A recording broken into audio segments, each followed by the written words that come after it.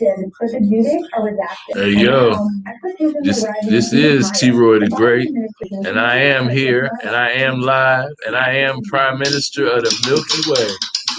So if y'all want to play with me, step on up and say hello. Let's see a like, a subscribe. Let me see something. Let me know you're alive. I'll type something for you. Let's start with great greetings.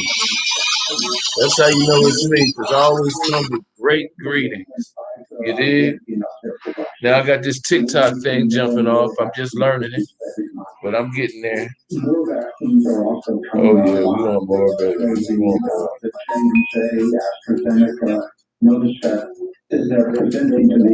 Now, I'm just gonna chill until some people tune in. Oh, somebody tuned in and tuned out. Were you afraid of me? Don't be afraid, because I'm only paid. You did? Let's get some music going on up in here. It sounds a little boring. I wouldn't want to hang out in a place with no music either. You know what I'm saying? I want to hear some music personally. So let's just go on. We're going to pop in some Jamad, one of my favorite groups. Racial gaps in vaccination rates in our entire country. Oh, maybe we'll do this. This is not going to. I didn't think that would sound real well. Yeah, I didn't think that would sound very well. I don't think anything's even on live. Yeah, absolutely, Allison. And I want to put a fine point on the numbers that you just mentioned in terms of how many Black residents are being vaccinated. We're talking about 38% of the subscribers, so we must be doing all right. Accounting for 19% of the vaccinations. But you compare that to white residents in the state who make up 58% of the population, but are accessing 70% of the allocated vaccinations. So they are being overrepresented while Black Americans are being underrepresented. And so now what you're hearing from officials here and, public health officials, doctors, community leaders is that it's not about the hesitancy and the distrust. That's not what they're hearing from their patients. It's actually about an inability to access the vaccine. And this is something that my colleague Bracey Harris has been reporting on the ground here over the past several weeks, and you certainly check out more of that on ABC News. I'm still tired of I bet you just do is just arguing and listening to it. It's gonna be about 5 eternities. I'll be picking you up.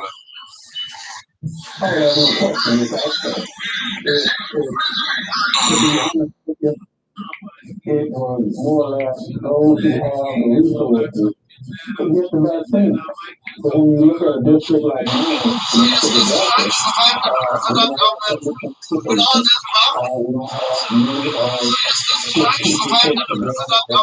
bookstores on every other corner, doctors,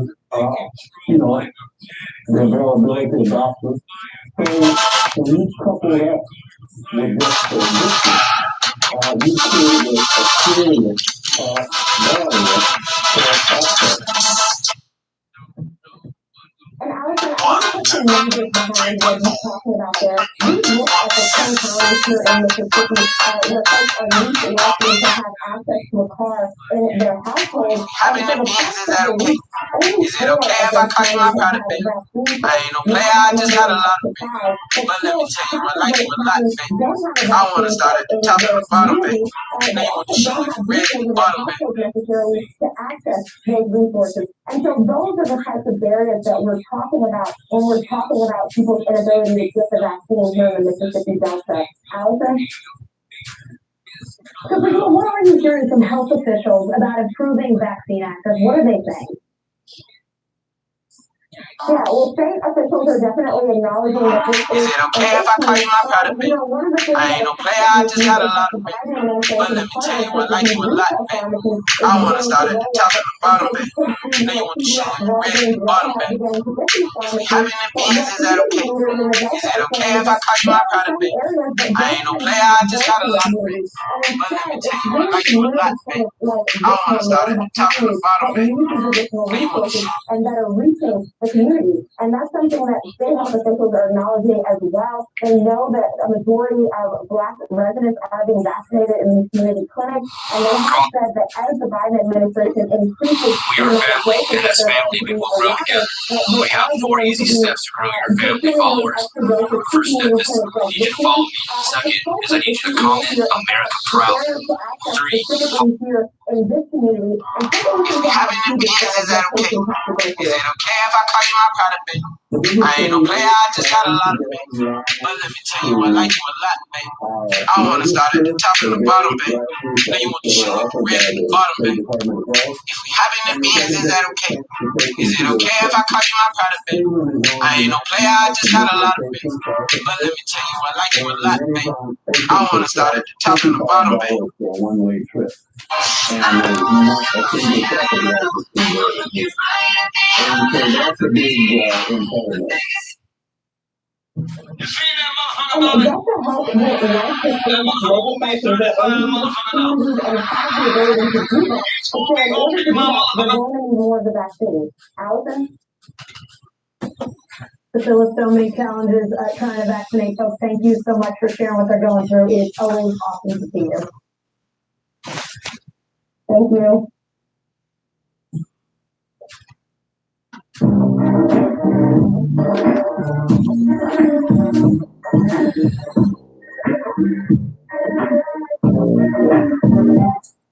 Almost wrong. Let's start today. Let's go 2021. Kicking off the new year strong. It's coming to take care of you with healthy food. You're incredible. How to jumpstart your love life. And start today. Make no mistake, what happened that day was an insurrection against the United States government. Is this the beginning of something or the end of something? Should Donald Trump be ostracized from the Republican Party as he was? If it's Sunday, it's Meet the Press.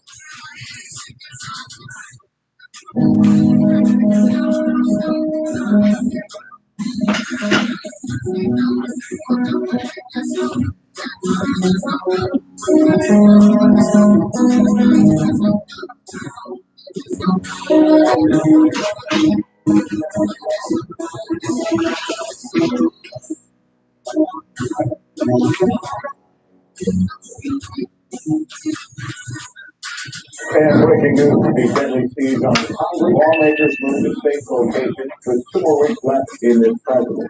Where's it going? Despite what we've been through, there will be a transfer of power at the U.S. Capitol. NBC 19 News with Lester Bolt.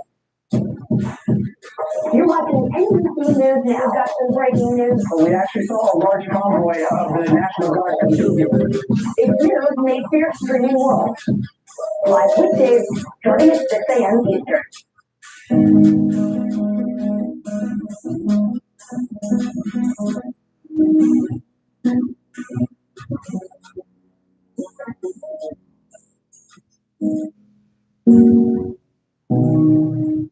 For breaking news in our changing world, download the NBC app.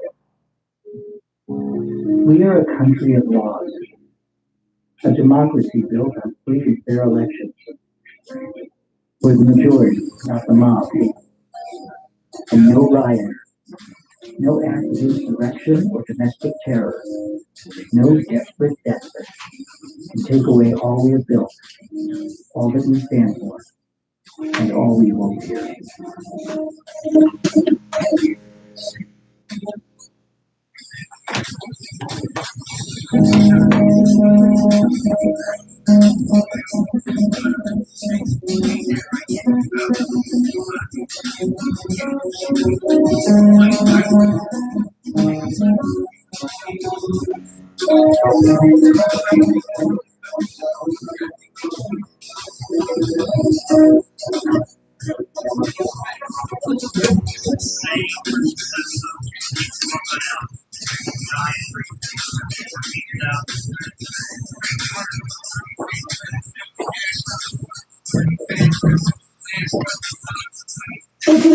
So where are we today in the fight against COVID? The 7-day average of new cases down 20%. Hospitalizations also down around 17%. The CDC director, Dr. Rochelle Walensky, said new mutations could derail that progress. The continued proliferation of variants remains of great concern and is a threat that could reverse the recent positive trends we are seeing. We have yet to control this pandemic. We still have this emerging threat of variants. NBC News senior medical correspondent Dr. John Torres joining me now. Fresh off his second COVID shot. I'm going to ask you about that in a little bit, but first, Dr. John, it looks like the UK strain is doubling its reach in the US about every 10 days, according to a new study. And Dr. Fauci is saying that this could become the dominant variant by the end of next month. How worried are you that these newer contagious strains could erase all the progress we've been seeing? And Allison, that is a big concern because what we're learning about these is not only are they more contagious, but some of them, especially that B1351 out of South Africa, could also evade or partially evade our vaccines. And health experts right now are saying our vaccines look like they're working pretty well against that. But if these mutations, these variants mutate even a little bit more, that could certainly become a problem. And so it's something that needs to be concerning here in the U.S., something that needs to be looked at, and something that needs to be followed, Allison. Dr. John, there's growing evidence that more people are getting reinfected with COVID than we originally thought. A lot of states aren't even really rigorously tracking or investigating suspected cases of reinfection, according to a Kaiser Health News review. So what should our viewers know about the possibility, the concern surrounding reinfection? Well, the concern for reinfection is certainly there. The possibility, we think it's low, but we're not really sure because we're not doing the surveillance right now that we need to do. And here's essentially what happens. And this works with variants as well. We need to have a surveillance system in place, and the CDC is saying they're starting to put a more robust one to check for variants, to check for reinfections, because then we have an idea of how this is going to be spread. And what that means is taking samples from across the country of people who've gotten swabbed and looking at those swab on a genetic level to see if they have these variants and to see if they're possibly reinfected, which is the way you do this. We're getting closer to having a more robust system, but we're not quite there yet. Without that, we have no idea. We think it's a rare event. We think it's not happening very much, but we really don't know, Allison, and that's the big concern. Dr. John, South Africa is suspending plans to vaccinate healthcare workers there with AstraZeneca's vaccine after a small trial basically suggested it's not even effective in preventing mild to moderate illness from the virus variant that is dominant there. What is your takeaway here? You know, in an ideal world, you want this to prevent all COVID, mild all the way to severe. At the end of the day, though, if you can prevent severe disease and you can prevent death, that's the most important point. AstraZeneca has come back saying, yeah, they didn't check the severe issues, the severe disease, and so we don't know if they should be suspended. Very small study that only looked at mild to moderate, but they're saying it might not work as well as we'd like it to. All right, so Dr. John, you got your second COVID shot today. How you feeling? How'd it go? Tell us everything. Yeah, it went really well, especially considering, the first shot, there was a little bit of wait. I went to a place called National Jewish Health here in Denver, and I actually was put into phase December 30th. That's when the governor announced that my group was in phase. I couldn't get it until January 18th, and I was on every list you could imagine trying to sign up for a shot. Guys in National Jewish Health, shout out to them for getting it to me. That first one, I had a few wrinkles in the system. They had people waiting up to an hour to get their vaccine. This time I went back, completely different system. People went in and out. I waited about 5 minutes. It took me longer to set up for the Facebook Live you're seeing there than it did to actually get the shot. It was amazingly fast, very smooth. The only complaint I have, Allison, I only have one complaint. They didn't give me a Band-Aid. They said I didn't need it. Oh, look at you. Doesn't even need a Band-Aid. Thank you so much, Dr. John, and thank you, National Jewish Health, for vaccinating our beloved Dr. John. We are very grateful.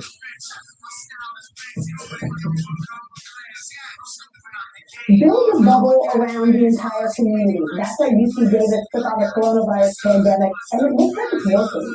NBC News correspondent Jake Ward takes us on the inside this college town's creative approach to containing COVID.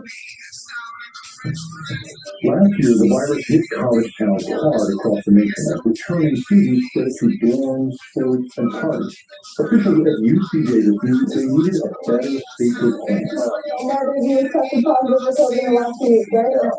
A way of protecting the school, but also the entire town of nearly 70,000 people. It was really key when we conceived this project to think beyond the borders of the campus. says the virus doesn't respect those borders. The project called Healthy Davis Together provides free testing, masks, contact tracing, even housing, according to its director. Expected to cost $39 million in grants, CARES Act funding, and donations. It's a citywide system to stop and isolate infection early. There's an operation for the community here.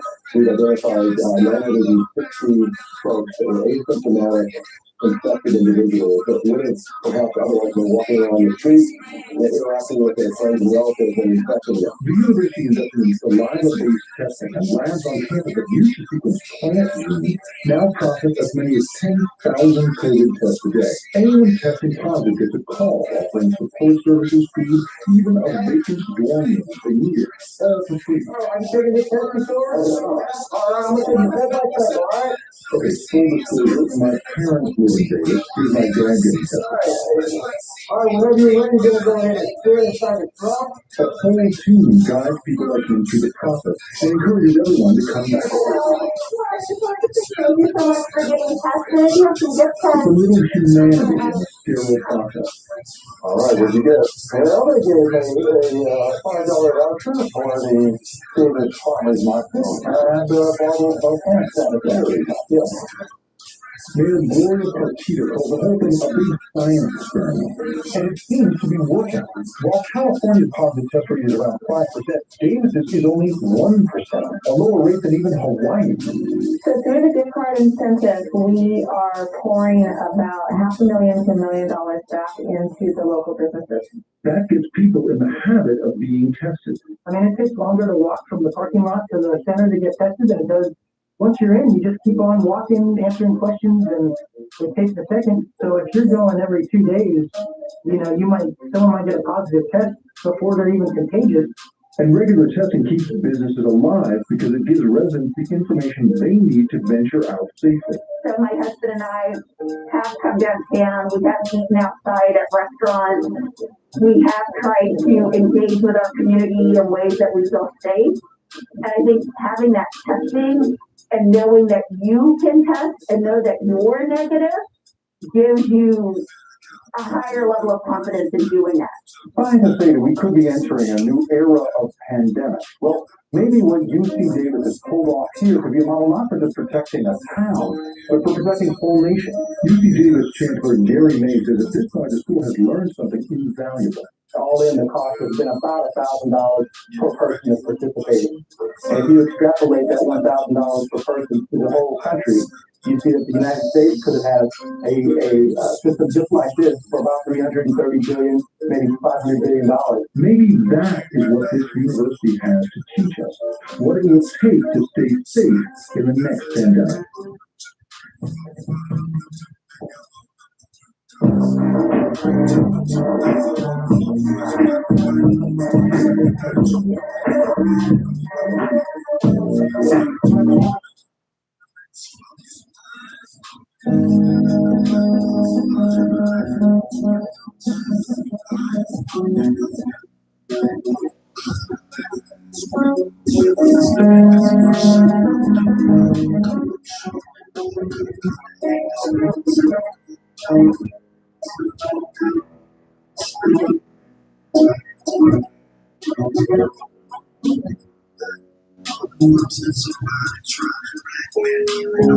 We are a country of laws, a democracy built on free and fair elections, where the majority, not the mob, and no riots, no act of insurrection or domestic terror, no desperate despot can take away all we have built, all that we stand for, and all we hold dear.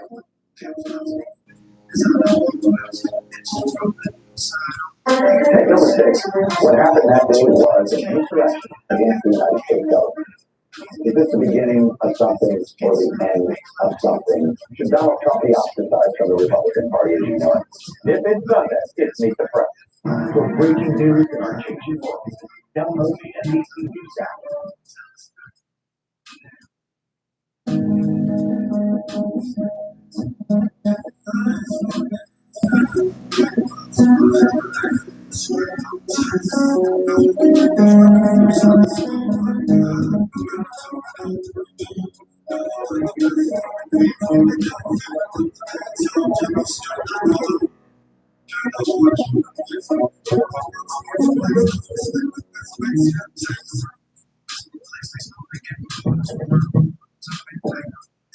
Homelessness is a huge issue in the U.S., with more than 500,000 people experiencing it every night, and COVID is making that problem even worse.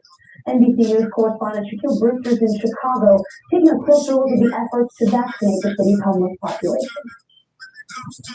Allison, homeless advocates and healthcare professionals are touring racing across the city of Chicago, trying to do what they can to vaccinate the homeless population. We saw earlier today that 30 people get their vaccines administered at both residents and staff at these And the homeless shelters. TRE. When we talk to these experts, they say this is a matter of saving people's lives. At these shelters, they know that many of them are dealing with health issues that make the coronavirus more deadly for the homeless population. So that's why they're prioritizing vaccinating the homeless population here. At the shelter, I want you to listen to an exchange we had with one of the first people to get his vaccine administered today. He was someone who told me he was nervous about getting that vaccine. He was hesitating before doing it, but You ain't up on things. he told me as he got that first shot.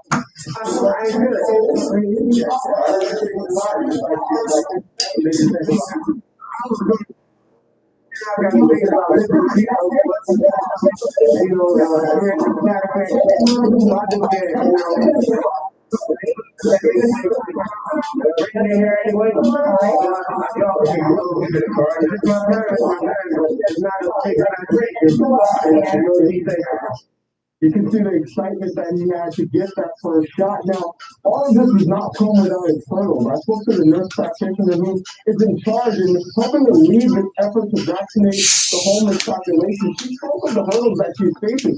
For one, she has to deal with the skepticism. We know that there is deep skepticism with the coronavirus vaccine all across the country. That is especially true in these homeless shelters.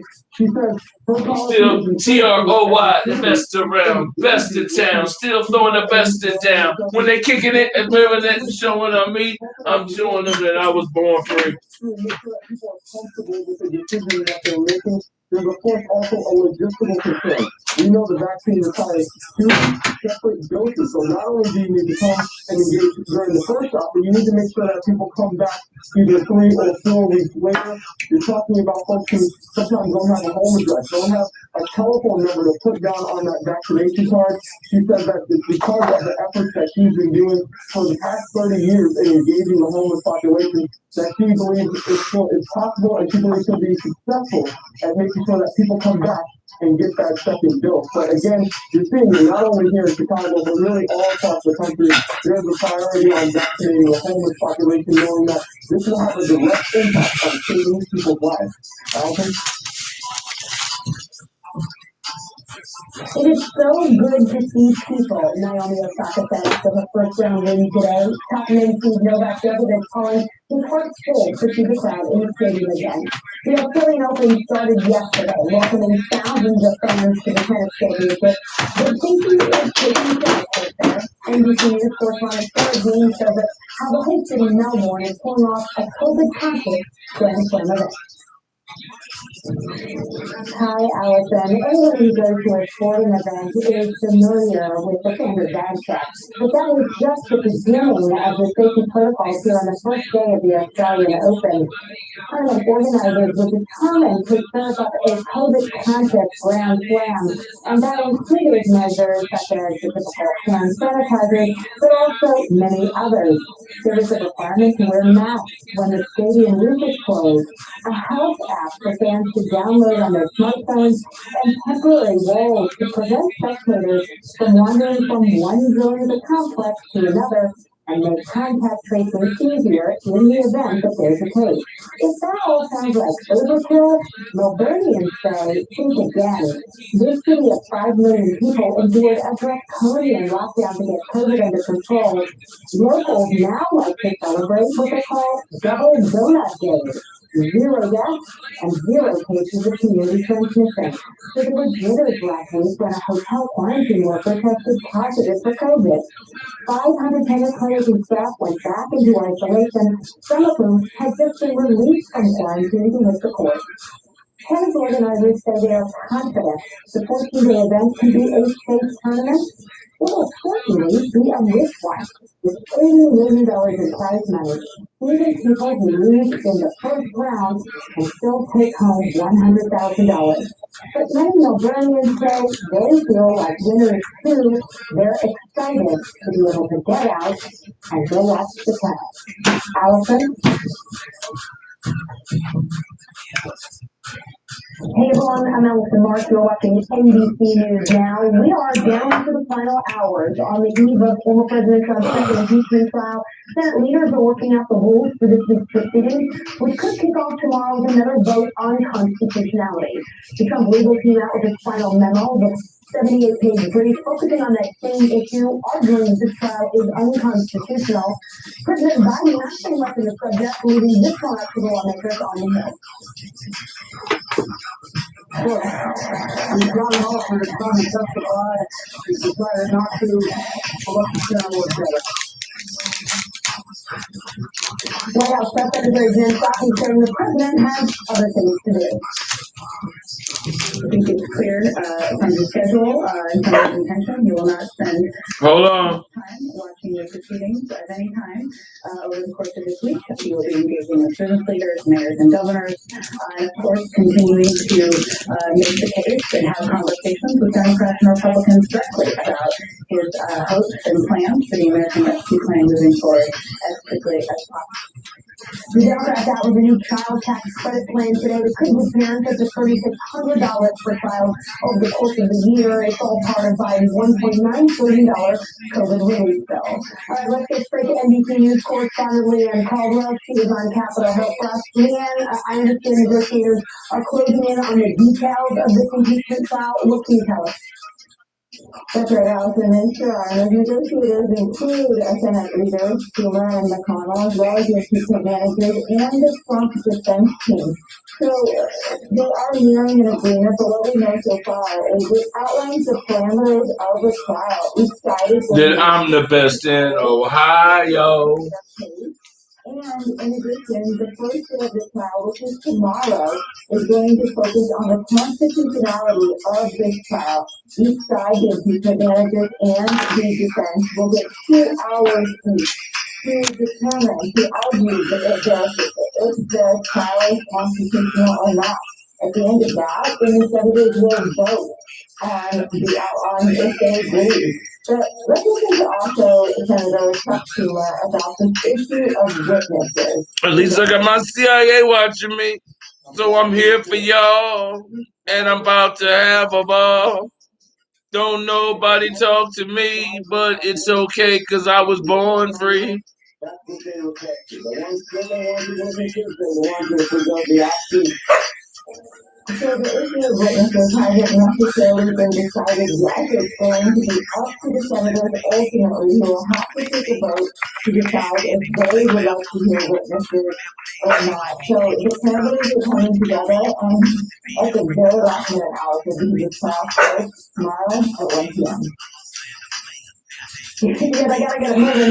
Again, I understand Trump's legal team released his final memo this morning in that they argued that the trial is unconstitutional. How are the House impeachment managers responding to that? It's absolutely right. That was the name changed in the Trump team 75-page memo about the trial, arguing that they can't try a former official. Well, the impeachment managers absolutely disagree. They say that, in fact, the last month of a president's term is not a free-for-all zone, that the president is still accountable up until his last time in office. The manager of the Trump impeachment team also says that there is a lack of due process because the House of Representatives will face a rush through on impeachment. Well, the impeachment managers responded saying, we called on the former president to testify in our letter last week. You guys declined, and so you can no longer argue a lack of due process, Allison. Again, Congresswoman Liz Cheney, the third-ranking Republican in the House, still defending her vote to impeach former President Trump. What did she say yesterday? Somebody who has provoked an attack on the United States Capitol to prevent the county electoral vote, which resulted in 5 people dying, who refused to stand up immediately when it was asked and stop the violence. That is a person who did not have a role as a leader of our party going forward. We should not be embraced. Man, only 11 House Republicans voted to impeach. What should we expect? Hey, yo. Is it looking Hey, yo. more, Hey, yo. that the Democrats Hey, yo. the 17 Hey, yo. senators they would need? Hey, yo. Hey, yo. T-Roy on the microphone. T-Roy on the microphone. What's good, y'all? T-Roy's on the microphone. Chilling on his microphone. T-Roy on his microphone. Chilling. Minding my business. Never giving a fuck about who is this. Gotta let my dog in. Tomorrow, they will have the opportunity to diverge and after hearing debates from both sides on that issue. So I'm going to be watching if that vote. Come on, baby. There are more than 5 Republican senators who say that in fact. I'm just on live. My dog can pick up radar sensors. She know I'm live. She in here like, what the fuck is going on? Say graphics are not supported using the. But we need to use something else.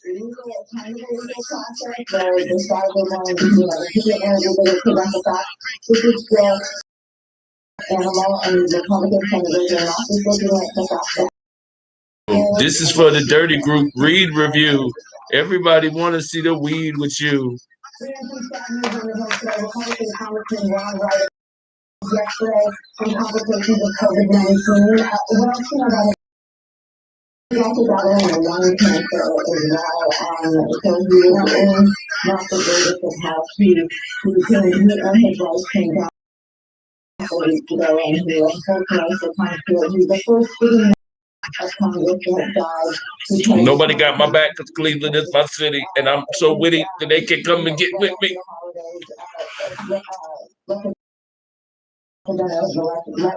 Louisiana, he hadn't gotten his first. Member Congress also died of COVID. So this is once again hitting home on Capitol Hill, Allison. Very excited to say today, Leanne. Thank you so much. Thank you. You little white Snoop on the microphone, ready to take it on. And still show these busters how I feel.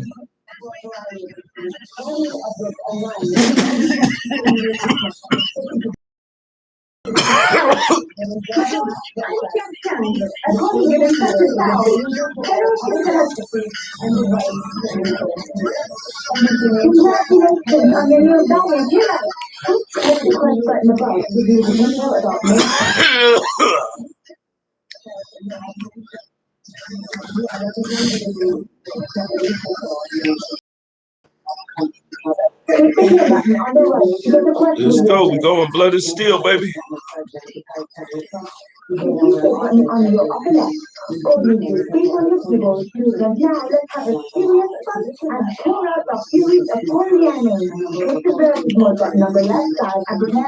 Push the button on the left and release the wheel. Basically, a vision political theater with 78 pages response to the memo. Wait for Legion's War. Robot. Politically motivated, and that is really designed to fight about the fraud.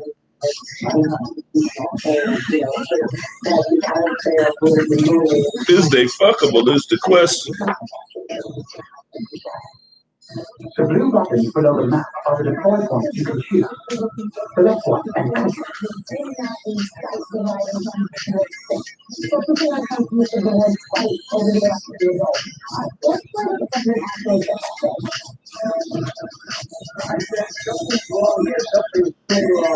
Got 20 seconds for the lock-in. Let me briefly explain the battle. The flag I'd rather play my cowboy. for both sides to scramble for. By taking or eliminating the entire enemy's force, you will gain victory. Well, 4, 3, 2. I'm gonna do my cowboy after this.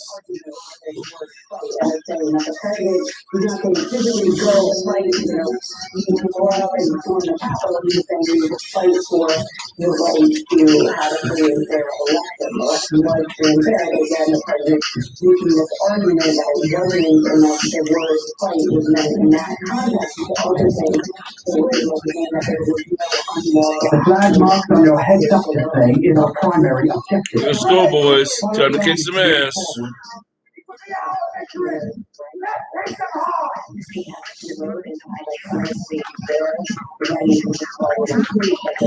The enemy is taking the objective. Stop them or we will lose the battle once the capturing process reaches 100%. They are capturing the flag. The capturing process is followed by the objective in context. Secure the objective now.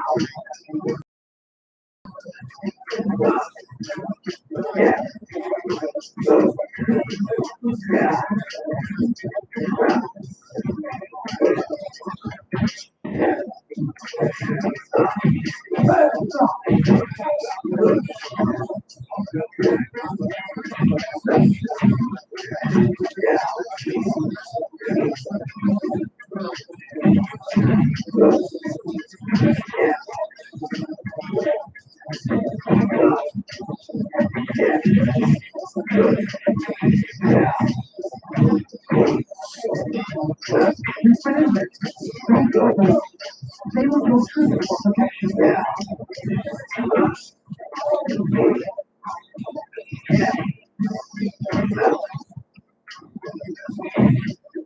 Double kill.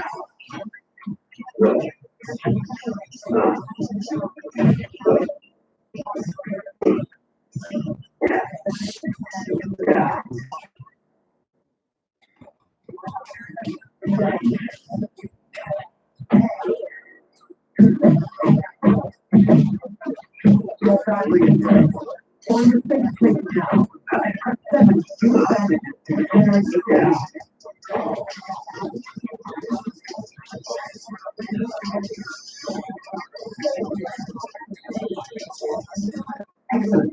We are capturing the objective. We will win the battle once the capturing process reaches 100%.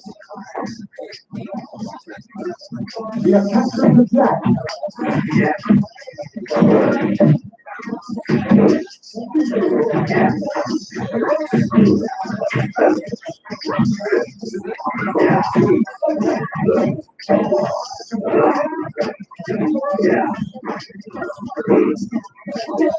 Probably like a shower of arrows, but you have nowhere to hide.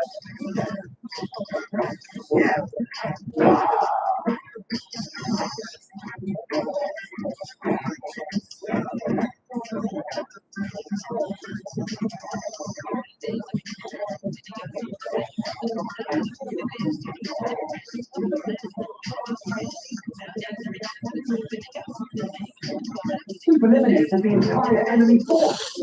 The victory is ours. We won that shit, y'all. We won that shit, y'all. We won that shit, y'all. Yeah, my clicks, the killing click in the shits. We be handling motherfucking busted bitches too.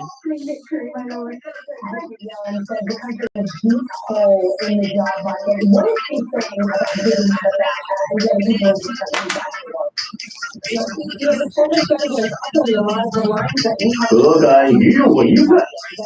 If we don't act now, it's going to take us a lot longer to get back to where we were before the pandemic.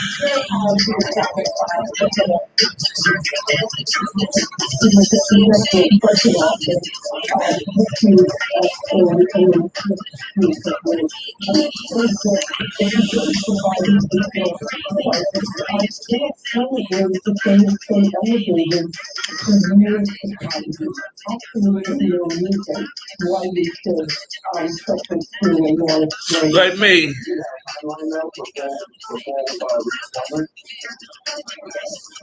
Well, I would expect to get this package passed with, new takeoff to next year. She's also a supporter of these direct payments, these $1,400 checks. She said that instead of making $60,000 a year to be able to receive them, it's going to be going to households making $200,000. They could have sold them all.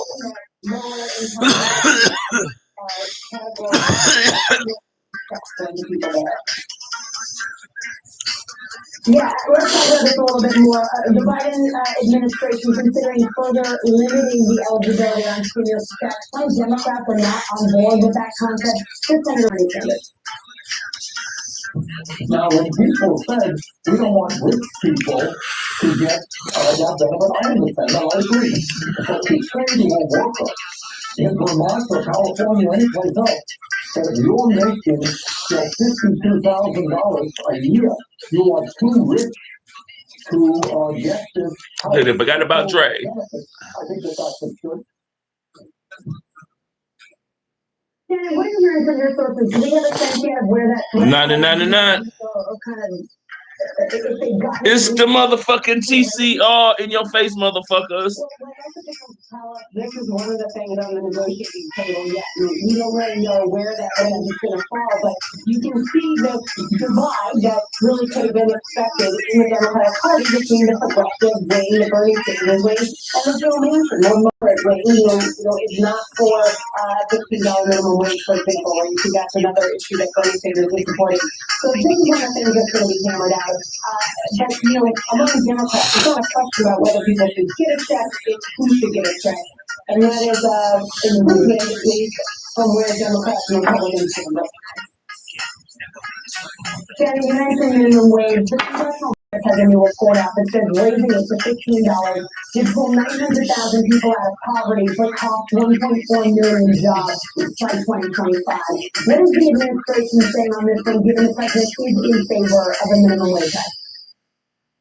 So administration officials have played down these analyses that show the minimum wage increase has a negative impact on jobs. They've talked about the dire situation that we are. Snoop Dogg, motherfucker. Really high unemployment numbers. Snoop Dogg, motherfucker. The CBO report, we'll see how this plays out. It also says that this would add to these deficits, okay, which also doesn't sound like a good thing. But for Democrats, it could be because that could allow it to go through this budget reconciliation process if it has a budgetary element to it. Right, Senator Hughes with the latest out of the White House. Thank you so very much. Thank you. Almost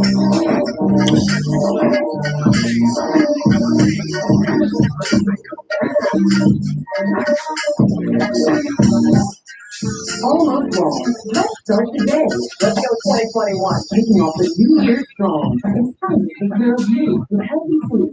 Your incredible habits. Don't start your love life. And start today. Make no mistake, what happened that day was an insurrection against the United States. This is the beginning of something or the end of something. The Donald Trump be ostracized by the Republican Party, as you know. If it's something, it makes the press. Hey.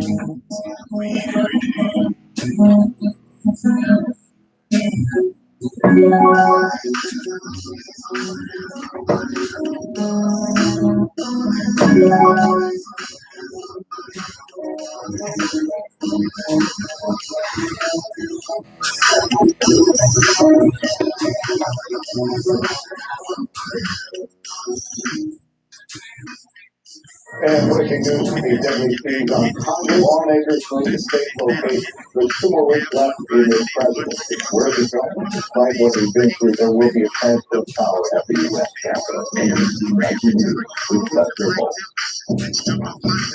You're watching NBC News now. Got some breaking news. We actually saw a large convoy of the National Guard. If you're looking at share streaming more, live weekdays, starting at 10 Eastern.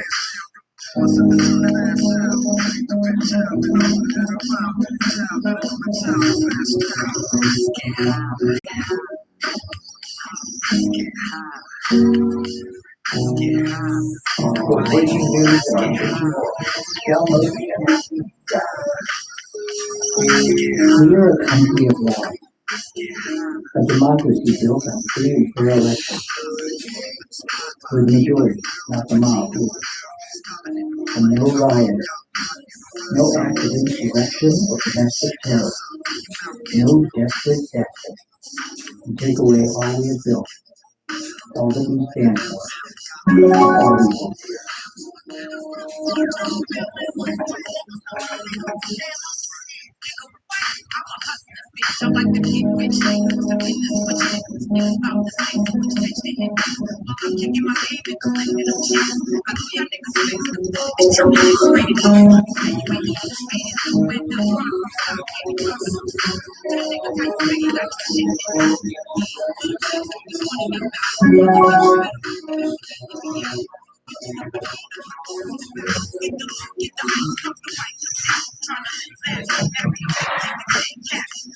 Let's check in with NBC News now correspondent. She has all the latest headlines from NBCnews.com. Simone White.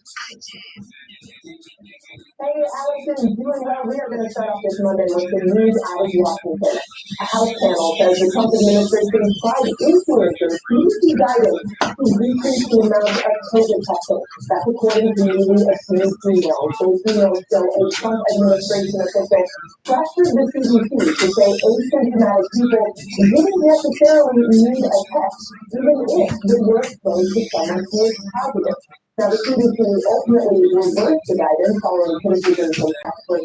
And at the time, Trump's testing czar shot down allegations that the White House tried to influence health guidelines. Well, switching gears here to a story out of Texas, 3 people were found dead following a standoff with police at a Dallas apartment complex last night. SWAT officers say they responded to a report of an active shooter, but were unable to establish contact with the suspect. Officers eventually entered the home where they discovered the bodies of 2 women and 1 man dead from apparent gunshot wounds. Police say it appears that none of the officers opened fire, but the incident remains under investigation. And at least 26 people are dead and 165 are missing after a Himalayan glacier collapsed in northern India. More than 2,000 missing or trapped under debris. And Tesla says it purchased $1.5 billion worth of Bitcoin. The company says it will start accepting payments in Bitcoin, making it the first major automaker to do so.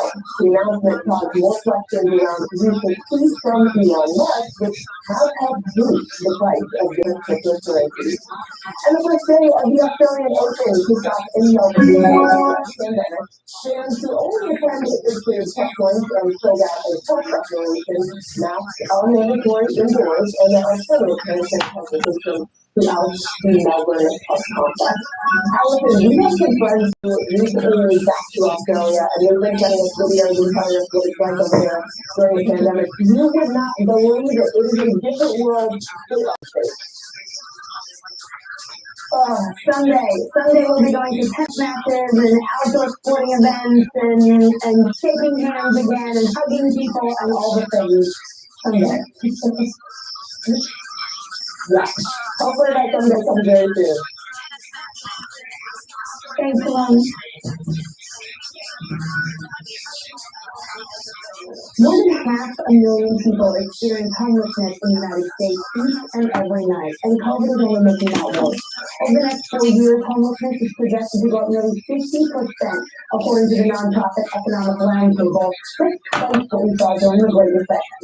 NBC News correspondent Cecile Brewster joins me now from Northside Housing and Supportive Services in Chicago, where they're trying to vaccinate this vulnerable population. An estimated 80,000 Chicagoans are experiencing homelessness right now.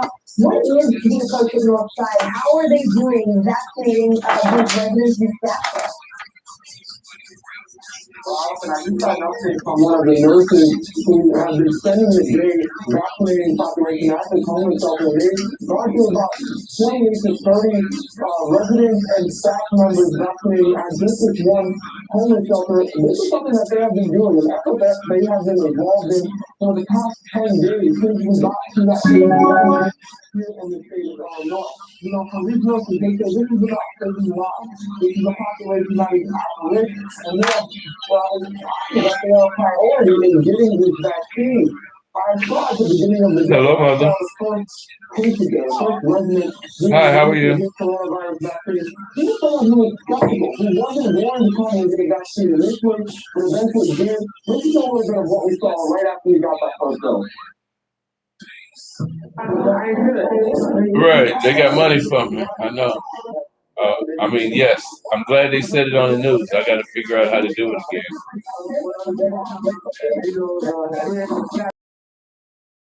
Forward me. Did they tell you about the 1.5 billion put into Bitcoin?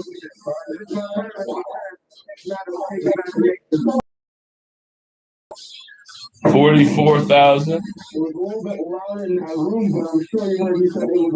Yeah, I got this together. It's for a Tesla. That's right. That's for a Tesla. That's right. Didn't I tell you that this morning? I told you, Mom. I'll be honest. Well, it's been set up before. They're finally announcing it. Because Damon wanted to get one, and he was already planning on how to get one with Bitcoin. There are still people in the city without homes who are afraid to go into shelters for their own house, for their own safety. Doctors and nurses. Well, I'm in a little dollar poker game. Cleaning up, going through my mail as I'm playing. I went through all this mail on the table. I did go through all my mail on the table. The stuff that wasn't any good, I just tore it up, put it in the trash. But they saying I gotta pay another $100 before I can get my cable on. I mean my internet on at the other house. But I might just go with a commercial account, like I told you. But it's neither here nor there. I'll talk to you later. I'm working. Bye. This is our conversation with the nurse practitioner who's helping to lead this vaccination effort. Look at what she says about overcoming that hurdle. They're very concerned that the vaccination is occurred so quickly. They're very concerned that the vaccination may not be safe. Is it more difficult to make sure that the population comes back for that second dose? People are, people may be housed. People may, be scared for other reasons. Extreme poverty. So it can be very difficult. The person that